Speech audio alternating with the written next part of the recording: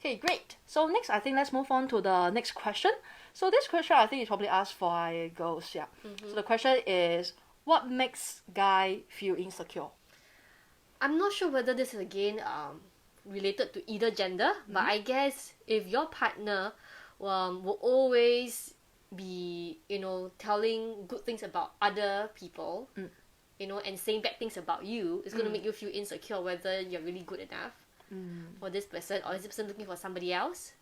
Okay, and if when you're spending time with this person, like let's say if I'm your boyfriend spending time with you, and then I'm always on my phone texting somebody else, then probably that will make you insecure.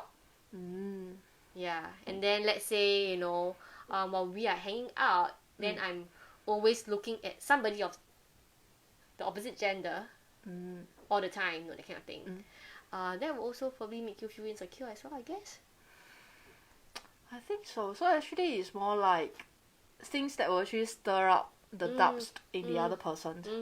Yeah, be it for guys or for girls. I think it's quite universal in that sense. Yes, it is. Yeah, I think even with friends and all that, sometimes when a friend did certain things, right, I also will like, there's a person that really not like me, or like not really want to hang out with me, yeah.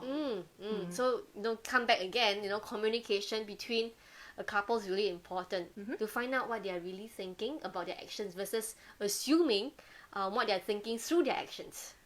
But sometimes very hard to ask also, ma. How can Angela, you don't want to hang out with me, is it? Ah, why you always on your phone, is it?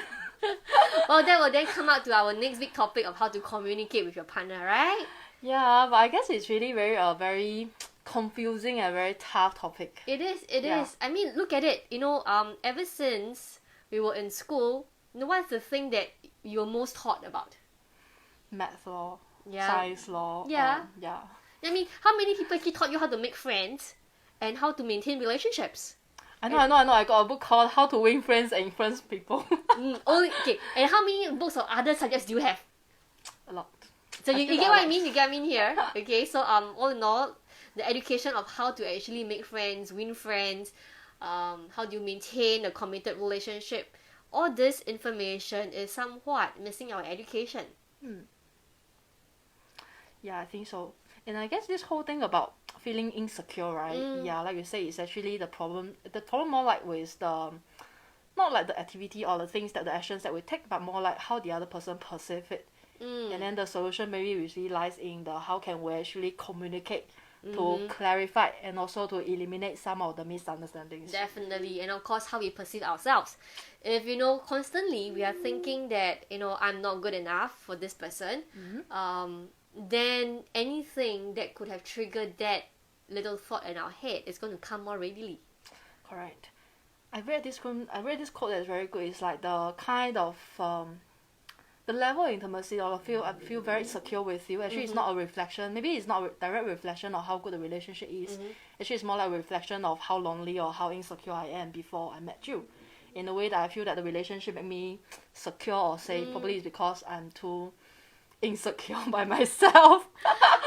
I think that's why sometimes, right, that at least for me, looking for a boyfriend, a relationship that can make me feel secure, is to patch up that hole. Yeah, I mean, if you look at it, let's talk about something more tangible. Okay, let's say if you haven't got any money, and then I got $1 million, by you being with me, does it make you richer? Actually, not really, though. Yeah, I mean, you'll be a borrowed thing, right? Yeah. I mean, when we go out for dinner dates and stuff, I will splurge and then you'll feel good. But you're still not richer unless you earn your own $1 million. Correct. But then the relationship will kind of give me that, since I'm with you, then I borrowed, I'm with this person, that is kind of a borrowed or like a temporarily relief of like, I got this person to take care of me. And then a lot of things actually make sense already. Yeah, it's like sometimes probably I feel I'm not able to be on my own. Then when I'm with this person, and this person is always very able to be on her own. Like one of our, like my co-host, right? Sometimes she shared like she's missing confidence, and that's why she's always drawn to the people who are very confident. Yeah. So we kind of look at that kind of opposite to complement. Yeah. Okay. So it's actually a good gauge for what we can actually work on ourselves as well. Oh, definitely. Yeah.